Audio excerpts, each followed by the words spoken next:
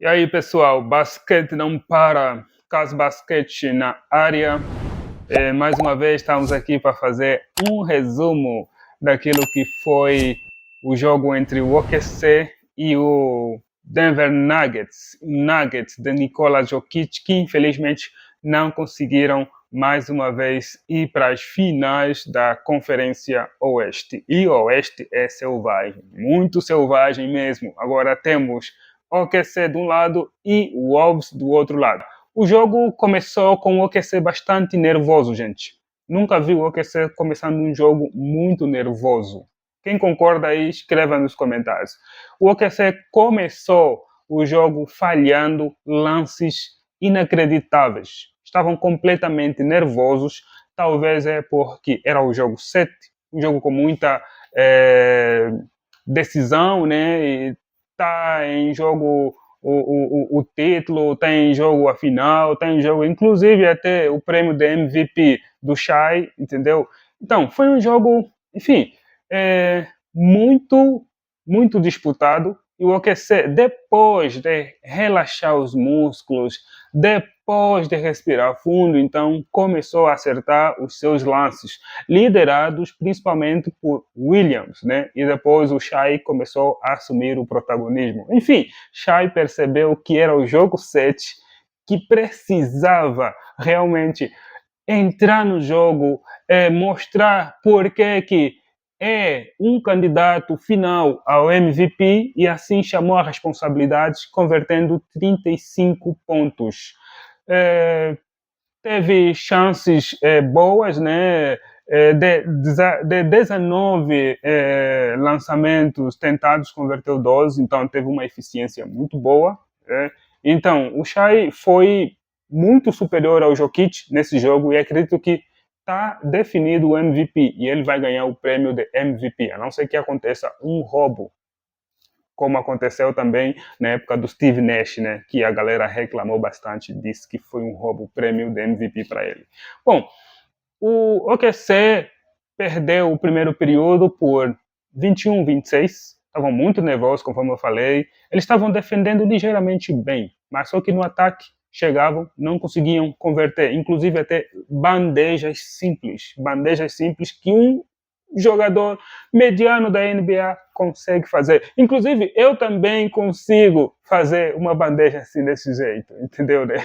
Enfim, pronto. Já no segundo período, entrou quem? Caruso, mano. Caruso. Vocês já imaginaram Caruso guardando o Jokic? Oh, olha a diferença do tamanho. Jokic, Caruso. Aí todo mundo diz, não, ele não vai conseguir.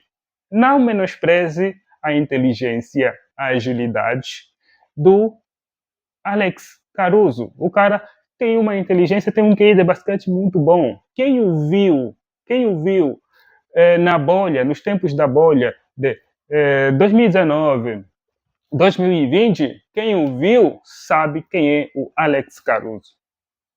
O cara tem um QI de basquete, tem uma visão de jogo muito boa. E ele estava ganhando o Jokic na antecipação. Ele estava sempre que o Jokic estava lá, ele já estava a um passo na frente do Jokic. Quando o Jokic tentava fazer um movimento, ele perdia a bola, hoje barrava nele, o Jokic cometia uma falta ofensiva, enfim. O cara conseguiu 3 roubos de bola. Desses 3, a maioria foram por cima do Jokic, do Nikola Jokic.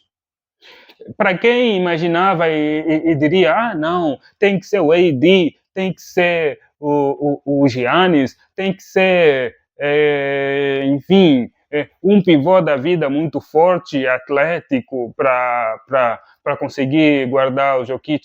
Mano, ele provou o contrário. Alex Caruso provou que não precisa de um cara grande, forte, atlético para lidar com o Jokic. Você só precisa de um cara inteligente.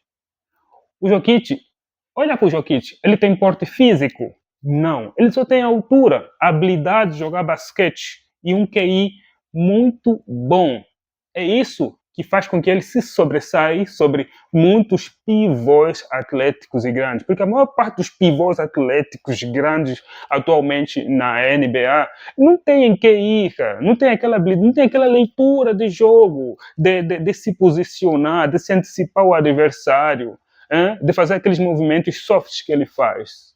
Então, por isso é que ele sempre leva da melhor. Mas o Caruso estava lá e provou, ao contrário, que muitos acham, que muitos dizem. Caruso simplesmente foi lá e provou. Teve um lance até bastante engraçado, em que o Caruso estava guardando ele assim, ó, desse jeito, assim, né? Mantendo a força. Praticamente as mãos dele estavam na cintura do cara. O cara, enfim, sabe? Como fosse um carrapato da vida, estando lá tentando segurar, agarrar, impedindo o movimento do cara. Enfim, foi falta naquele lance, né? O Caruso levou uma falta, mas deu para ver que o Caruso era muito, mas muito inteligente, muito ágil, e provou mais uma vez que esta pode ser uma fórmula muito boa para muitos treinadores a partir da próxima temporada tentarem, né, testarem também. Caruso deu aí, ó, deu um flash, né? Mandou uma mensagem para alguns técnicos, né? Que acham que só pode ser um cara forte e grande para travar o Jokic. Jokic que terminou o jogo com uma pontuação razoável, né? Não foi aquelas pontuações uau, enfim, até porque a defesa do OKC funcionou muito, o OKC funcionou muito e só limitou a 39,3% de arremessos de campo para o Nuggets, muito, mas muito abaixo. O Nuggets que teve como principais pontuadores o Nikola Jokic, o Christian Brown, que apareceu a partir do sexto e o sétimo jogo, o cara apareceu e foi um dos maiores pontuadores. No jogo 5, no jogo 6 e no jogo 7, né, ele fez mais de 30 pontos praticamente. Já nos primeiros jogos ele sumiu praticamente. E o Aaron Gordon, que também jogou machucado, teve seus 11 pontos. Agora, quem deixaram muito a desejar no lado do Denver Nuggets foi o Jamal Murray, que sumiu do jogo, e o Michael Porter Jr. O cara só sabe chutar de 3, é incrível. Olha, é chato. Olha, enfim, me dá uma agonia, sabe? Me dá uma agonia. Não sei o que acontece com vocês, mas para mim me dá uma agonia um jogador que só sabe chutar de 3. Para mim, um jogador que só sabe chutar de 3 não é um jogador completo. Não é um jogador que tem que fazer parte do quinteto titular. Aquele tem que vir da segunda unidade, sabe, para contribuir quando a equipe precisa manter aquela vantagem de 10, 5, 15 pontos. Pronto, manda o cara para o campo para lançar de 3, chuta tudo, até o chão, tabela, até o tênis, entendeu? Porque o cara simplesmente só sabe chutar de 3. E quando você não está nos seus dias, meu mano, a bola não vai entrar. É simples essa matemática, essa lógica. E ontem ele estava naqueles seus dias e a bola não entrou simplesmente. O cara chutava de tudo, arremessava de tudo que é canto, tudo que é jeito e a bola não entrava. Alguém tinha que falar para o Michael Porter Jr., cara, calma, pega a bola, vai para a tabela, ou tenta um mid-range de 2 pontos só, porque você já percebeu que de 3 pontos não dá. Então vai para o mid-range, troca a estratégia, muda a estratégia. É isso que o Curry faz. O Curry tenta de 3 porque é o Curry, cara. Ninguém é como o Curry, entendeu? O Curry tenta, mas quando está sendo bem marcado, quando não tem mais físico, não tem mais força no braço para chutar de 3, o que ele faz? Penetração, parte para a tabela. E quando é parado em falta. O cara é muito inteligente, entendeu? Então, se você não sabe, pelo menos tenta copiar. É isso que eu falo. Pronto. Na segunda metade, o OKC chegou mais calmo, né? Mais à vontade e começou a partir por cima do Denver.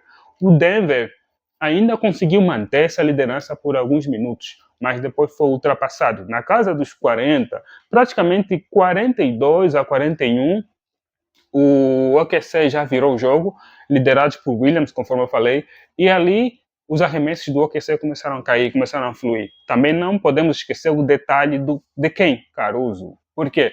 A defesa do OKC melhorou bastante quando o Caruso estava em campo, quando ele entrava em campo e estava a maior parte do tempo em campo. A defesa estava mais sólida. Ele era o principal marcador do Jokic. Engraçado, né? Principal marcador do Jokic. E aí o jogo só foi se desenrolando, entendeu?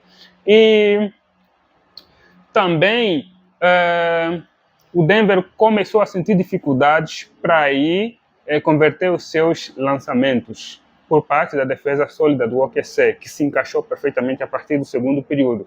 Depois dali em diante, só foi gerindo. Bem no final do segundo período, o OKC aplicou uma run de 14-2. 14-2, que terminou o intervalo, né? Que terminou o jogo indo por intervalo com a diferença de 14 pontos, ou seja, 40 a 60, 60 a 46 pontos. 60 a 46 pontos. Jogo no intervalo. 14 pontos de diferença. Totalmente controlado. Quando o OKC volta para o terceiro período, aplica mais uma run de 9-0. Mano, 14 mais 9. Enfim, fluiu o ataque. Depois dali só foi gerir até o final do jogo, né? Shai só foi se concretizando cada vez mais MVP, minutos após minutos, né? E terminou o jogo com uma diferença de mais de 20 pontos. O Denver nem sequer conseguiu chegar à casa dos 100 pontos ou mais. Foi limitado aos 90 e poucos pontos, a casa dos 90 pontos. Né? E Alex Caruso, mais uma vez, terminou o jogo com um plus-minus de quê? Mais 40. Isso mesmo. O melhor jogador mais eficiente em quadra e na sua equipe. 11 pontos, 3 assistências e 3 roubos de bola.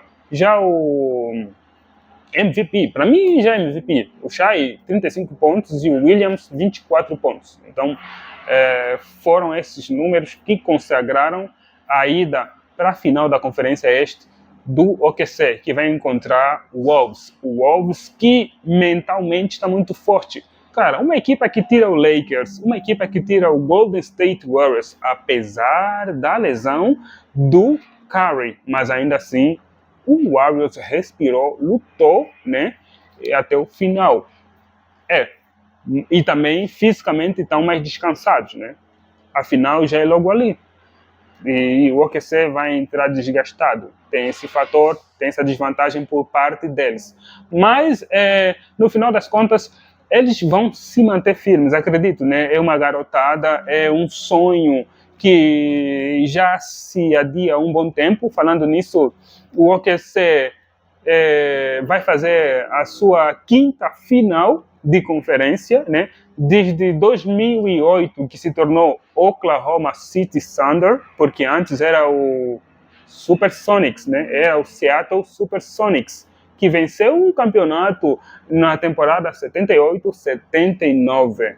Já venceu um campeonato, mas como Seattle Supersonics, né? Na cidade de Seattle, porque depois foi comprada por um bilionário que não queria que essa franquia estivesse lá, então comprou a franquia e levou para a cidade de Oklahoma. Mas só que neste processo ele encontrou um impedimento. O pessoal de Seattle disse: não, você não vai comprar essa franquia que é daqui para levar para Oklahoma, tá de brincadeira, só pode. Ele disse: não, pô, eu é que mando aqui, eu estou comprando, eu que tenho dinheiro, mas vamos fazer o seguinte, me arrumem uma arena, ou me arrumem patrocinadores para construírem uma arena aqui, e a equipe vai mudar de nome, vai ser Oklahoma City Thunder, porém, vai continuar aqui na vossa cidade. Mas se até lá, neste prazo que eu estou dando, vocês não conseguirem construir uma arena, então eu vou levar essa franquia comigo para Oklahoma. Dito feito, não apareceu nenhum patrocinador para construir uma arena, então o cara se deu bem, simplesmente transferiu a franquia de Seattle para Oklahoma. E aí se tornou, então, Oklahoma City Thunder em Oklahoma, OKC, em 2008. De 2008 para cá, já se passaram astros como Westbrook, Kevin Durant, né? E por aí vai, né? De 2008 para cá, essa vai ser a quinta final de conferência, e acredita-se que agora vai, porque agora está recheada de estrelas, tanto na defesa como no ataque, enfim, parece que agora vai. E assim vamos ver, né? A final é logo ali, e Esperamos que, enfim, vença o melhor, ok? Então, pessoal, não se esqueça, não vá, curta o vídeo, dá uma força aí. Também compartilha o vídeo para quem gosta de basquete, né? Para quem pratica basquete e tudo mais. Não se esqueça de comentar, quero ouvir a sua opinião sobre o vídeo, sobre o conteúdo, a sua sugestão, para que possamos trazer conteúdos mais personalizados de acordo com aquilo que vocês esperam, né? E para que possamos também, né? Para que eu possa crescer também nesta plataforma, ok? Tudo de bom, não se esqueça, aqui é Cas Basquete e o basquete não para, ok? Até a próxima, pessoal!